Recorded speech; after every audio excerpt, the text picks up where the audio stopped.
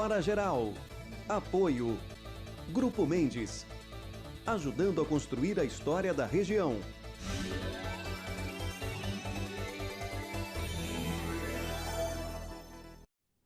Olá, amigos! A partir de agora, mais uma edição do Hora Geral. E nós chegamos aqui com informação, com entretenimento.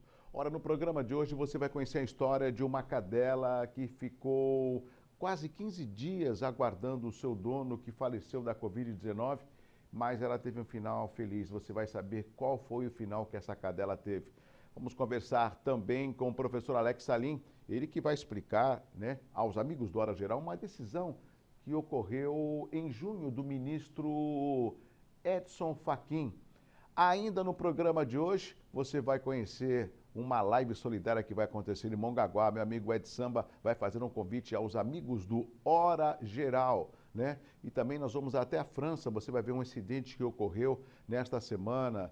Enfim, são imagens impressionantes. Tudo isso a partir de agora, porque está no ar o Hora Geral. E não se esqueça que eu estou com você. Deixa eu fazer uma pergunta aqui mesmo, Você gosta de carnaval? Gosta? Gosta? Acha que o carnaval é uma festa popular? É mesmo? O quê? Ah, você até manda fazer fantasia? Então, uma decisão da Prefeitura de São Paulo vai fazer com que o carnaval, essa decisão já foi feita, seja adiado agora no próximo ano, em 2021. É isso mesmo.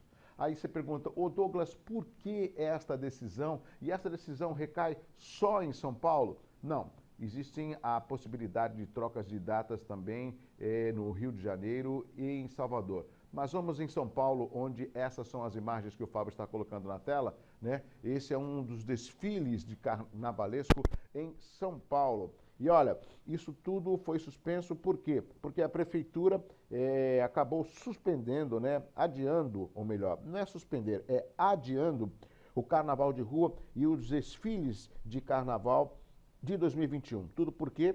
Por causa da pandemia da Covid-19.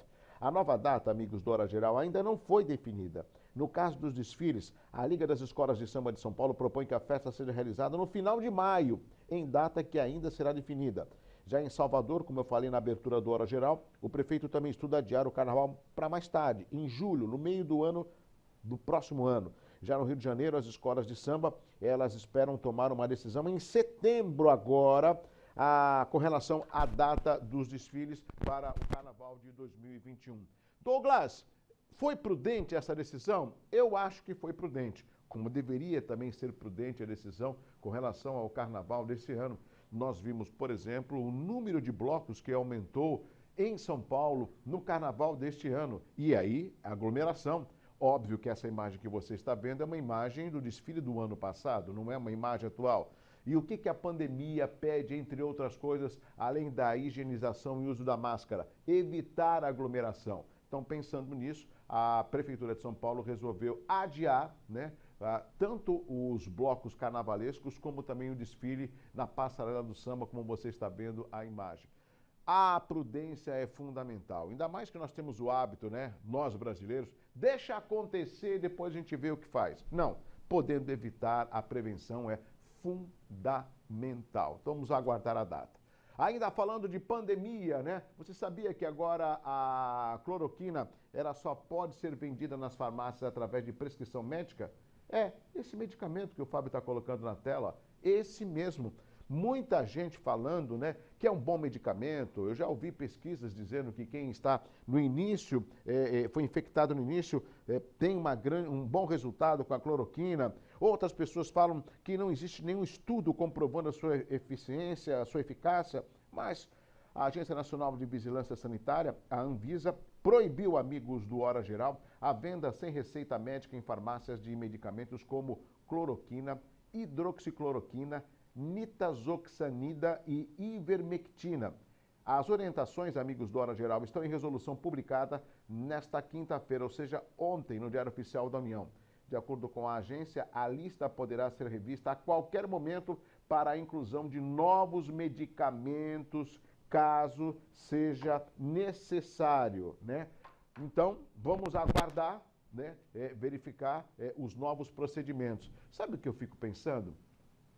Eu já ouvi e já li, acredito que você também, que a cloroquina é um medicamento muito barato. Então, isso acaba atrapalhando a indústria farmacêutica, principalmente os laboratórios, né? Eu já ouvi isso, você não ouviu, né? Como também já ouvi de pessoas que foram medicadas, uma professora, não me lembro o nome dela, da USP, chegou a fazer um tratamento com cloroquina, né? E deu resultados, mas depois a gente não ouviu mais falar sobre essa pesquisa. O que tem que ser colocado a verdade é o seguinte: existem resultados, foi comprovado, pode ser oferecido à população, vai diminuir o número de pessoas infectadas com a Covid-19? Isso é o que é importante, porque, amigos do Hora Geral, ainda existem pessoas que falecem diariamente por causa da Covid-19.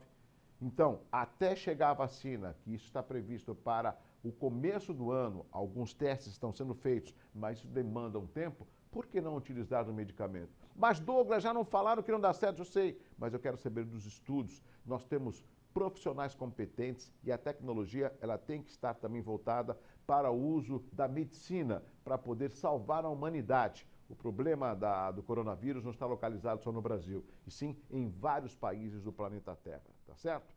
Este é o Hora Geral e você acompanhando as notícias do dia de hoje. Muito obrigado pelo carinho, pela audiência, pela interatividade no 981 70 14 34. Eu convoquei o professor Alex Salim e ele vai conversar com a gente agora no Hora Geral, porque em junho uma decisão do ministro Edson Fachin proibiu as operações policiais de entrarem nas comunidades, nas favelas, assim como são conhecidas no Rio de Janeiro. E o que causa preocupação, amigos do Hora Geral? Causa preocupação é que se houver algum tipo de incidente ou ocorrência, quem será responsabilizado quando um ministro proíbe as operações policiais de adentrarem nessas comunidades carentes? Tudo isso, sabe, uma das justificativas do ministro, por causa da pandemia que nós estamos passando. Dá a impressão que nas penitenciárias só tem o risco das pessoas contraírem a Covid-19, né? Não tem risco de pegar tuberculose, não tem risco de pegar AIDS, né? O problema é só a Covid-19. Bom, pensando nisso, eu convoquei mais uma vez, obrigado, professor Alex Salim. Eu queria que o senhor explicasse aos nossos amigos do Hora Geral. Professor Alex, a suspensão dessas operações policiais pelo ministro Fachin, caso ocorra algum problema junto a essas comunidades, quem será responsabilizado? Salve, professor Alex Salim! Salve, Douglas Gonçalves e amigos do Hora Geral. Para responder a esse seu questionamento, eu preciso contextualizar. Essa decisão do ministro Edson Fachin foi tomada numa ação proposta pelo PSB, Partido Socialista do Brasil. Nessa ação, o partido pediu que fossem proibidas essas operações por grupos táticos da Polícia do Rio de Janeiro, seja o BOP, grupos táticos da Polícia Civil, até mesmo operações em conjunto com Polícia Federal e Forças Armadas. Por quê? Porque dias antes dessa ação, tinha ocorrido aí uma operação e no confronto ali entre a polícia e os traficantes, os bandidos, enfim, 13 pessoas morreram. E aí, com isso, houve supressão de ligação de energia para a comunidade, parece que não teve acesso à ajuda humanitária, enfim. Então o PSB entrou com esse pedido e o ministro Edson Fachin, analisando os documentos e os elementos que foram colocados, monocraticamente, ele decidiu por proibir as operações táticas. Veja, não é que ele proibiu o eventual patrulhamento, que a gente sabe que naquela região do Rio de Janeiro, polícia convencional não consegue entrar, né? Em geral, não. Então, o que ele impediu foram essas operações. Veja, um juiz, um magistrado, seja ele de primeira instância, segunda ou até mesmo dessas cortes superiores, como Superior Tribunal de Justiça e Supremo Tribunal Federal, ele só vai analisar algo quando ele é provocado, né? O judiciário, ele é inerte, ele fica ali aguardando a provocação, ele não toma atitudes de ofício, né, espontaneamente. E o juiz, ele julga com base nos elementos que apresentam a ele. Ele pode eventualmente errar? Pode, isso acontece eventualmente. Por isso que a justiça é organizada em instâncias. Agora, e o ministro do Supremo quando erra? Bom, se ele tomou uma decisão monocrática, o plenário, o conjunto dos 11 ministros podem rever essa decisão. E aí a sua pergunta é, como fica a questão da indenização? Bem, O Estado, toda vez que ele causa prejuízo a um cidadão, ele tem a obrigação de indenizar. Nós chamamos de responsabilidade objetiva do Estado. Evidentemente que a gente vai ter que demonstrar, no mínimo, o nexo, o vínculo entre aquele prejuízo e a conduta do Estado. Quando eu digo Estado, são os seus agentes, policiais, fiscais, juízes, prefeito, vereador, deputado, ou seja, todo o corpo de pessoas que respondem em nome do Estado. Então, uma vez que alguém sofra um prejuízo, é possível sim se buscar a reparação do prejuízo na justiça, né? Então, aí é um outro juiz que vai julgar, enfim. É claro que nessa situação, eu entendo um pouco delicado de você comprovar o vínculo entre um eventual problema com a decisão do ministro Edson Fachin. É claro que se não tem operações, o policiamento fica enfraquecido. Bem complexo isso, Douglas, né? Não é fácil da gente encontrar uma solução. Mas fica aí o recado. Se você sofre um prejuízo em razão de ações que decorrem do Estado, existe sim previsão na Constituição que o Estado é obrigado a reparar. Como, por exemplo, quando um preso, né, é preso indevidamente, esse erro judiciário pode ser reparado. Legal? Isso está previsto na Constituição. Douglas, um grande abraço para o seu público aí. Até mais. Obrigado, professor Alex Salim, até mais. Eu sei, amigos do Hora Geral, que às vezes é um tema complexo, mas há necessidade de a gente explicar e debater com o público. Essas decisões dos ministros do STF, você viu muito bem o que o professor Alex falou, ela precisa ser fundamentada. E às vezes é o fundamento que a gente não entende, né? É o caso do Gedel, aquele que foi pego com mais de 50 milhões num apartamento que ele disse que era emprestado de um amigo, né? Ele tentou várias vezes, o seu advogado, que ele conseguisse uma prisão domiciliar, né? E aí, no último pedido, ele anexou um atestado médico e o juiz acabou, né? Que foi, na realidade, o juiz não, o ministro do STF acabou liberando para que ele pudesse usar uma tornozeleira eletrônica e ficar na sua residência com prisão domiciliar. O que a gente quer com essas pessoas? Todos têm o direito de recomeçar a sua vida quando comete um erro, mas eles não podem estar à margem da lei e promovendo a impunidade.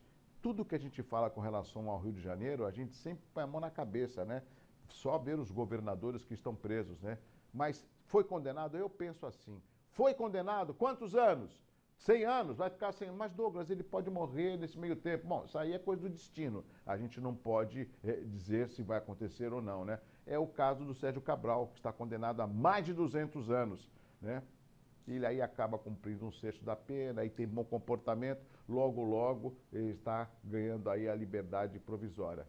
Isso é que a gente não concorda, né? Mas qualquer dúvida, o 98170-1434 está à sua inteira disposição e o professor Alex Salim vem aqui e explica esses temas para os nossos amigos do Hora Geral. Olha, a torcida do Santos mostrou a sua força. Sentir firmeza. E quando a torcida se junta, é porque ela quer o melhor. Olha lá, Santos! Mas não foi só em favor do Santos que a torcida se reuniu, não. Pode colocar na tela, Fábio, e com áudio e tudo mais. Vamos lá. Vai quebrar, se o Pérez não vazar, olê, olê, olá. O pau vai quebrar, se o Pérez não vazar, olê, olê, olá. O pau vai quebrar, se o Pérez não vazar, olê, olê, olá. O pau vai quebrar.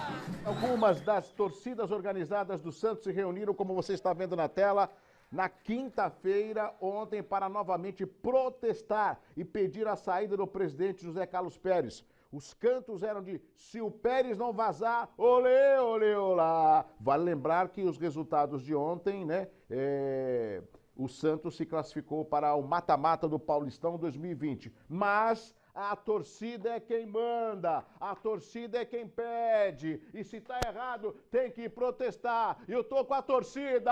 Vamos lá! Põe na tela, vamos lá! O pau vai quebrar, se o Pérez não vazar, olê, olê, olá. O pau vai quebrar. Uhul! É isso mesmo! É o melhor do Santos! É o melhor do Santos! Isso é que é torcida. E olha, com respeito, né? pessoal organizado, protestou. É assim que se faz, não como os palmeirenses que acabaram arrebentando quase tudo lá do clube, né? Ou seja, a gente tem que entender que a participação do torcedor não é só na hora do jogo. O torcedor torce pelo time e ele tem que saber como é que está o time dele, né? Os jogadores, a base, né? Tudo isso é fundamental. Parabéns à torcida que protestou. Ó, tô com vocês. Quer ouvir mais? Aumenta o som aí, Fábio. Aumenta o som.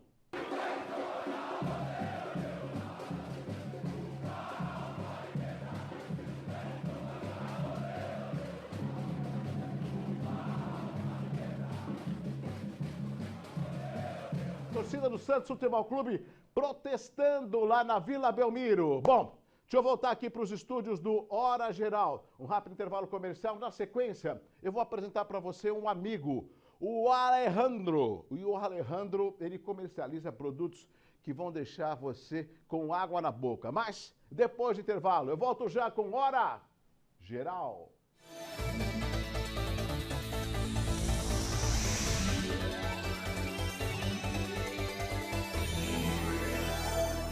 Estamos de volta para o segundo bloco. Eu não falei que tinha uma novidade? Meu amigo Alejandro Guilherme, ele é do Empório Paladar. Tudo bem, Alejandro? Tudo bom, graças a Deus. A gente quando fala do Empório Paladar, a gente fala das delícias, né? Outro dia quem estava aí o nosso prefeito, né? O nosso prefeito estava comendo ali, provando os produtos da Empório Paladar. O Romeu e Julieta, né? Romeu e Julieta, um queijo com a goiabada. Daí também temos os outros doces, né? Vamos colocar as imagens, Fábio, para que o Alejandro possa falar. Olha só, esses produtos todos você encontra no Empório Paladar? Isso, tudo na minha loja. Aí nós temos os licores, né? Que são os produtos coloniais, fabricados em Bento Gonçalves, Rio Grande do Sul. Aí temos os doces também, tudo feito caseiramente, no tacho de cobre, fogão a lenha. E nós procuramos sempre colocar o diferencial nele, que é o quê? Deixar 50% menos açúcar e feito com açúcar mascavo, que é procurando o bem-estar e a saúde dos nossos clientes hoje em dia. Eu ia perguntar justamente isso, pode deixar a imagem, Fábio? Às vezes as pessoas falam, nossa, isso é uma delícia, mas eu não posso comer tanto doce. Opa, diferente aí, né? Exatamente, porque nós temos o nosso doce abóbora com coco, que ele é adoçado somente com a frutose da abóbora e a água do coco, quanto nós temos a nossa goiabada cascão, que é fabricado somente da fruta da própria goiabada. Meu amigo Alejandro, aonde que fica o Empório Sabor? Empório Paladar. Empório Paladar. É que o sabor é tão gostoso que a gente fica com água na boca. Exatamente. O Empório Paladar fica onde no Guarujá? Então, nós temos uma unidade aqui no Poupa Tempo, no Itapema, aqui no Vicente Carvalho. Quanto nós temos um no Shopping Russe, perto ao Aquamundo, aquário lá. Sim, que na é praia. Isso, que é lá na Enseada no Shopping Russe. Lá nós também temos outras unidades. Vocês não trabalham com delivery, né? Não, com delivery ainda não. Só presencial. Mas temos o nosso Instagram, né? Que é Pode falar. Empório.paladar _ no final. E o nosso WhatsApp também. Empório Paladar. Essas são as delícias. E esse eu recomendo, né? Porque sempre quando termina o nosso programa, eu acabo fazendo um pedido, não, já tenho na minha casa lá o queijo, já tem a goiabada, o Romeu e Julieta, é muito gostoso. Parabéns pelo trabalho, viu? Muito e conte obrigado. sempre com a gente aqui no Hora Geral. Continua um pouco mais. Esse é o Alejandro Guilherme do Empório Paladar. Bom, do Empório Paladar, nós vamos até Mongaguá. Lá, meu amigo Ed Samba vai fazer um convite para os amigos do Hora Geral. Parece que vai ter uma live solidária. É isso mesmo? Ed Samba, com você! Olá, galera. Primeiramente, boa noite aí, meu amigo Douglas Gonçalves e toda a galera do Hora Geral. Vim fazer um convite muito importante para vocês. Dia 26 vai estar acontecendo a minha live solidária diretamente pela página SOS Mongaguá. Curta, compartilha, vamos dar um show de solidariedade. Dessa vez a nossa live é em prol das crianças carentes. É isso aí. Vamos arrecadar muita fralda, muito leite para ajudar nossas criancinhas. O Brasil precisa disso. Vamos nos unir. Vamos nos dar as mãos. É isso aí, Douglas Gonçalves. Beijo, galera. Grande Ed Samba, é isso mesmo, garoto. Vamos estar aí participando dessa live. Um abraço aos nossos amigos na cidade de Mongaguá e de todo o Litoral Sul que acompanham o Hora Geral. Ó, aqui da Baixada, nós vamos até a França. São imagens comoventes que eu vou mostrar para vocês, amigos do Hora Geral. Crianças que acabaram pulando de um edifício em chamas. Isso aconteceu na França. O Fábio está colocando as imagens. São imagens fortes, né? mas olhem só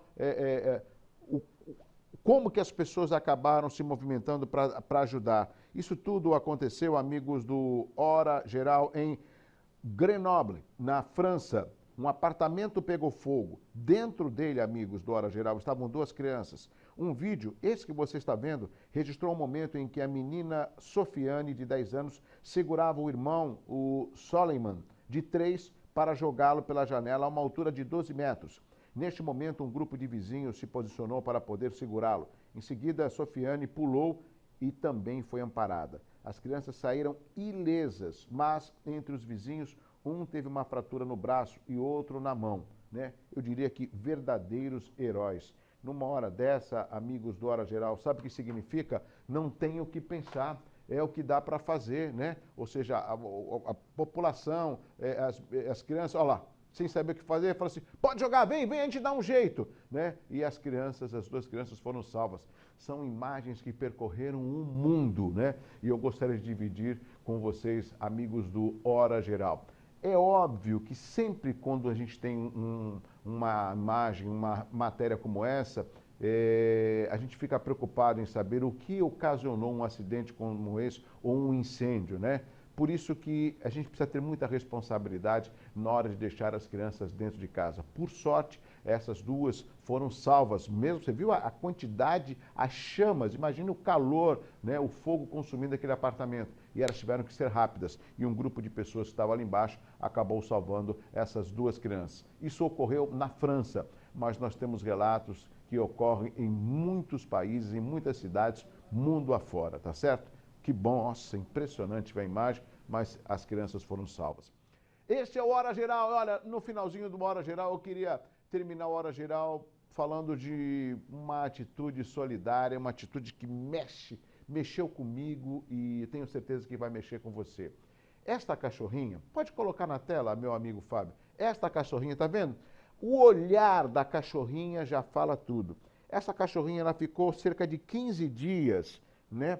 Esperando o dono, que morreu de Covid-19 na cidade do Guarujá. O seu dono, infelizmente, faleceu na unidade de pronto atendimento da rodoviária no Guarujá. O fato da cadela Latifa, é o nome dela, Latifa, viralizou nas redes sociais e conquistou a professora Elizabeth Cordeiro. Nós temos a foto da professora Elizabeth Cordeiro. Sabe o que a Elizabeth fez, amigos da Hora Geral? Ela adotou a cadela. Por quê? Porque ela passou também pelo mesmo sofrimento de perder um ente querido, uma pessoa querida, né?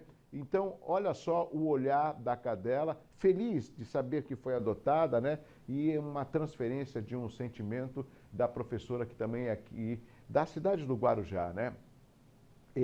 A gente tem observado, nesses momentos de pandemia, as pessoas estão muito mais emotivas e, ao mesmo tempo, muito mais tristes por tudo que nós estamos passando, não tem como esconder. E quando a gente vê um animal, e essa foto fala por si só, uma bela de uma foto, né, que ganhou as redes sociais, o que o Hora Geral foi fazer? Nós fomos conversar com o Renato Visioli. O Renato Visioli, ele é médico veterinário, né? E ele vai explicar o comportamento desses animais, principalmente para você que gosta, mas não tem um animal dentro de casa. Ô, meu amigo Renato Visioli, antes de mais nada, boa noite, obrigado pela sua participação aqui no Hora Geral. Como a gente pode entender o sentimento deste cachorro que ficou quase 15 dias esperando o seu dono e ele acabou falecendo? E o animal consegue expressar o sentimento de perda também, meu amigo Renato Visioli? Oi, Douglas, tudo bom? Da última vez que nós falamos, eu falei para você que os cães são nossos fiéis amigos. E não é mentira não, eles são fiéis mesmo. Não importa se você é rico ou pobre, se você mora num lar bonito, aconchegante ou debaixo da ponte. Ele vai sempre estar com você. Se você der amor para ele, ele vai te retribuir com amor. No final do filme, Marley e eu, tem uma frase muito interessante. Ele diz, abre aspas, dê a ele ao seu coração, ele te dará o dele de volta. Fecha aspas. É assim que o cachorro te trata. Se você der carinho, amor, ele vai te dar e retribuir assim. Não importa se você não tem comida para dar para ele, muito provavelmente ele ia até caçar para você. Tá? Então trate bem seu pet, seu cão, seu gato, qualquer que for. Trate sempre com carinho e ele sempre vai retribuir com o mesmo carinho. Uma boa noite, Douglas, fique com Deus e até a próxima. Obrigado, meu amigo Renato Visioli. A gente fala de algo tão bonito e fácil que é o carinho, né? E a gente observa que o animal, e eu já falei isso, o animal que é irracional, ele entende mais ainda aquilo que ele recebe do que o próprio ser humano, né? Você que tem cachorro em casa, você sabe do que eu estou falando, né? Eu perdi o meu agora em abril, ele estava com 20 anos, que era o Totti. E até hoje eu me lembro dele, sinto falta quando chego em casa da festa que ele fazia. E fico imaginando o sentimento da Latifa, né? Em saber de que o seu dono não vai voltar mais. Mas ela ganhou aí, ao ser adotada, uma nova dona, que é a professora. Coloca na tela, Fábio. Essa imagem é uma imagem forte e é com essa imagem que eu vou terminar o programa de hoje, né? A professora Elizabeth Cordeiro é a nova dona da Latifa, né? E agora ambas têm um final feliz, né? Talvez uma transferência de um sentimento, mas o importante é que, por mais que seja um animal, ele sabe e entende muito bem os nossos sentimentos, os sentimentos do humano. Muitas vezes é o humano que não consegue demonstrar o seu sentimento perante a humanidade. E acaba sendo uma lição de vida. Bom, com essa imagem nós encerramos mais uma edição do Hora Geral. Eu quero agradecer os nossos amigos, quero agradecer a audiência, quero agradecer a interatividade dos nossos amigos no 981 70 14 34. Dizer para você que tudo na vida vale a pena quando se faz com boa vontade, quando se faz com o coração aberto, quando se faz com carinho e principalmente quando se pensa no próximo. Um abraço assim, ó, forte para você. Tchau, tchau.